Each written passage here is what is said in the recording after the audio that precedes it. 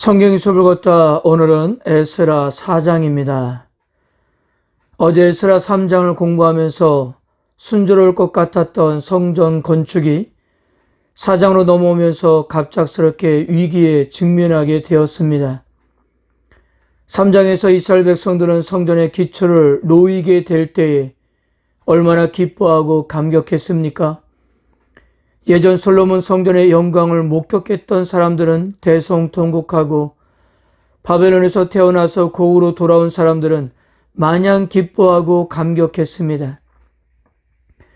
그런데 3장으로부터 얼마 시간이 흘렀는지는 알 수 없지만 대적이라는 단어의 등장으로 분위기는 삽시간 부정적으로 변했습니다. 1절을 보세요. 사로잡혔던 자들의 자손이 이스라엘 하나님 여호와의 성전을 건축한 다음을 유다와 베냐민의 대적이 듣고, 어제 3장 마지막 절인 13절은 이렇게 끝났지 않습니까? 백성이 크게 외치는 소리가 멀리 들리므로 즐거이 부르는 소리와 통곡하는 소리를 백성들이 분간하지 못하였더라.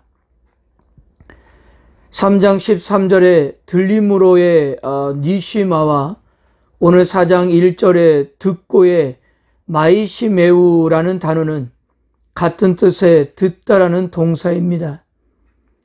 그러니까 3장에서 이스라엘 백성들이 감격에 겨워 지른 함성 소리는 4장 1절의 첫 단어로 쓰이면서 대적이 그 소식을 듣는 장면으로 연결되고 있는 것입니다. 그러니까 분위기가 삽시간 바뀌면서 순조롭게 진행될 것이라고 생각했던 성전 재건이 반대에 직면하게 된 것입니다. 성전 재건을 가로막는 유다와 베냐민의 대적은 주로 사마리아인들이었는데요.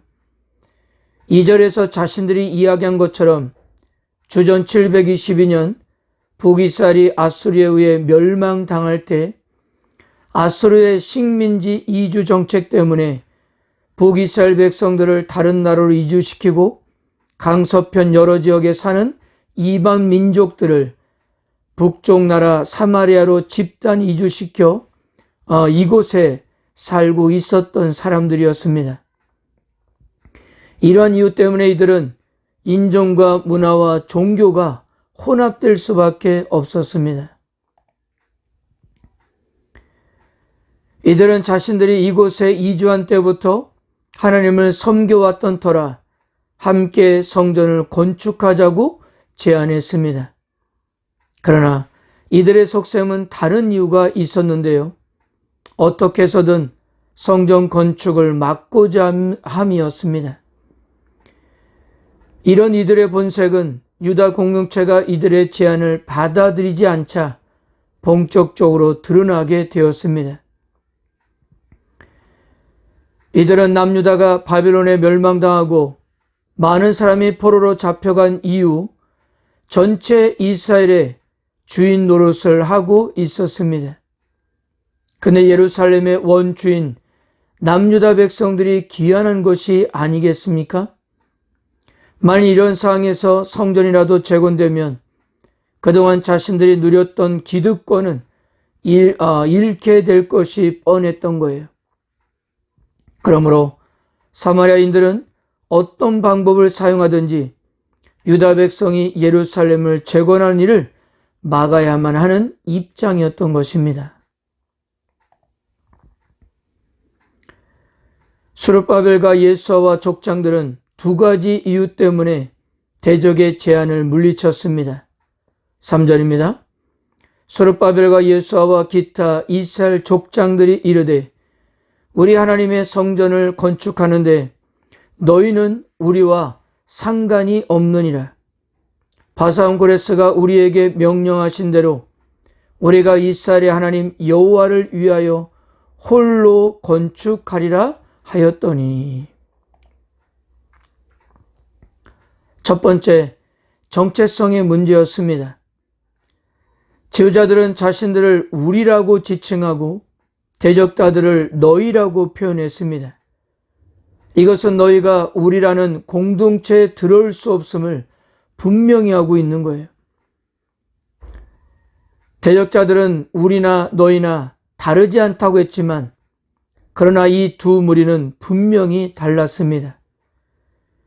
비록 자신들이 하나님을 섬기고 있다라고 하면서 우리도 이런 사람이다라고 했지만 인종과 문화와 종교가 모두 혼합되어 있었기 때문에 여호와 하나님만을 섬기는 데는 전혀 무지했던 자들이었습니다.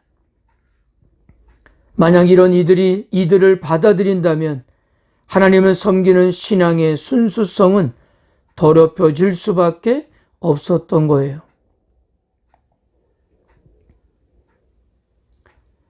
그러나 이것만으로는 대적의 제안을 거부할 수 없었던 지도자들은 두 번째, 법적인 문제를 추가했습니다. 성전 건축은 고레스가 직접 귀환한 자들에게 명령한 것이었다는 점이었어요. 따라서 대적의 무리를 이 일에 포함시킨다면 왕의 지시를 어기는 셈이었던 것입니다. 그래서 성전 건축에 함께하겠다는 대적들의 제안에 적극적으로 거부 의사를 표명했는데요. 우리가 이스라엘 하나님 여호와를 위하여 홀로 건축하겠다라고 그렇게 말했던 것입니다. 홀로라는 말은 새 번역에서는 오로지, 우리말 성경에서는 오직이란 말로 그렇게 번역을 했습니다.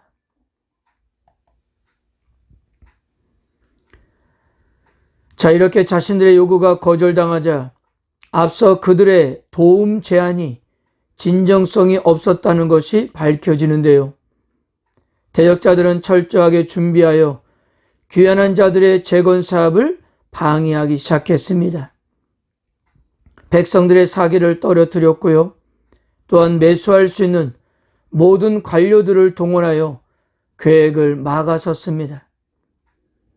그리고 아하수르의 왕과 아닥사스다 왕에게 이스라엘 백성들을 고발하는 상소를 올리기도 했습니다. 결국은 아닥사스다 왕의 명령으로 예루살렘에서 하나님의 성전 공사가 중단되는 사태가 일어나게 된 것입니다.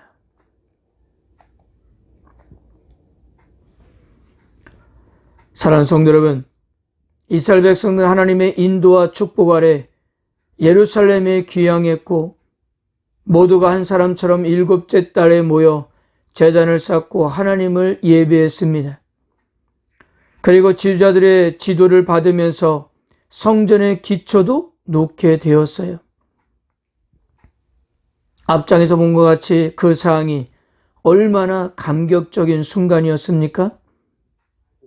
모든 귀환한 백성들은 하나님의 은혜에 대해서 감사하면서 찬양했습니다. 그런데 바로 자신들의 기득권을 빼앗기지 않으려는 대적자들 때문에 기쁨도 잠시 성전 공사가 중단이 되었던 것입니다. 하나님의 말씀을 이루기 위한 엄청난 역사가 대적자들에게 방해를 받는 현실에 귀한 자들은 어리둥절했을 것입니다. 도대체 하나님의 뜻은 어디에 있는지 망연자실했을 거예요. 이 부분을 읽고 있는 우리들도 대적의 성공과 귀한 자들의 좌절을 보면서 마음이 아플 수밖에 없을 것입니다. 그런데요, 우리에게도 마찬가지가 아니겠어요? 우리들도 하나님의 약속이 즉각 실현되는 것보다 생각 이상으로 지연되는 사항을 자주 경험하고 있기 때문입니다. 그것 때문에 우리들도 종종 절망하고 좌절하고 있지 않습니까?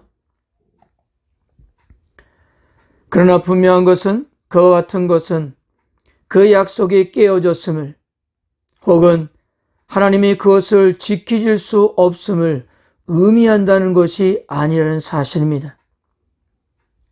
물론 잠깐의 좌절과 패배를 경험할 수는 있겠지만 그것은 우리들을 더욱 하나님을 의지하도록 만들고 궁극적으로 역사를 주관하신 하나님의 최종 승리를 기대하며 더 기도하도록 우리를 이끌고 있기 때문입니다.